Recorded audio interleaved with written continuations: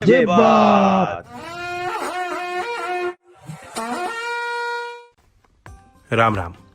मैं जयंत चौधरी इस माध्यम से अपने ट्वीट्स और विचार सीधा आप तक पहुंचा रहा हूं।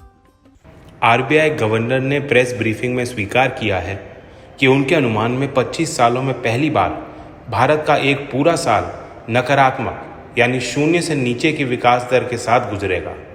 पहले भी कई अर्थशास्त्री, फिक्की जैसे औद्योगिक संगठन और इंटरनेशनल एजेंसीज नकारात्मक एस्टिमेट्स दे चुकी हैं। शून्य या नेगेटिव ग्रोथ का मतलब है कि व्यवस्थित क्षेत्र में चंद सामर्थ्य वाले व्यापारी और उद्योगपति ही इस दौर को झेल पाएंगे।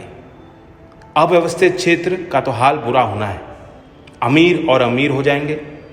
भारी बेकारी सिर्फ गरीब को ही नहीं, मध्यम वर्ग को भी झेलनी पड़ेगी। साथ ही घट रही आर्थिक गतिविधियों के कारण सरकारों की आय घटेगी, जिसका प्रभाव सरकार के विकास की योजनाओं पर भी पड़ेगा। इस सब में हमें याद रखना होगा कि पहले ही अर्थव्यवस्था में छोटे उद्योग और व्यापार नोटबंदी और जीएसटी की मार झेल रहे थे। सरकार को सोचना होगा, 20 लाख करोड़ का आत्मनिर्भर पैकेज भी किसी काम नहीं आ रहा। बारीकी से जब इन घोषणाओं को देखा तो पता चला कि सरकार ने इतनी शर्तें रखी थीं कि असली राहत इस पैकेज से किसी को नहीं मिल पाई। उदाहरण स्ट्रीट वेंडर्स का लीजिए। अब ठेली लगाकर चलने वाला व्यक्ति, उसे भी सरकार मदद सहायता राशि ग्रांट के माध्यम से नहीं, लोन देकर करना चाहती थी। एमएसएमईज के लिए बड़ी बड़ी घोषणाएं हुई, लेकिन पैकेज के बाद भी औद्योगिक सर्वेक्षण के अनुसार 35% एमएसएमई बंद होंगे।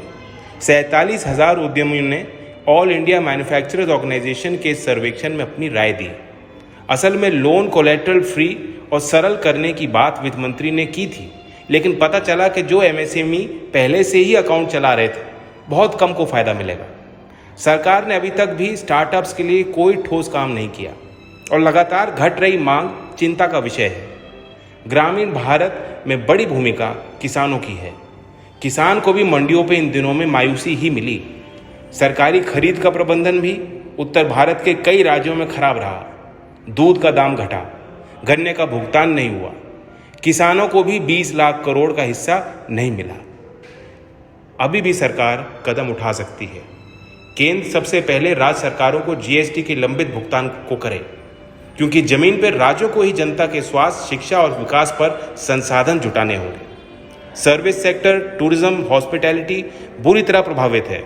इन सेक्टर्स के लिए सरकार को कुछ ठोस करना होगा।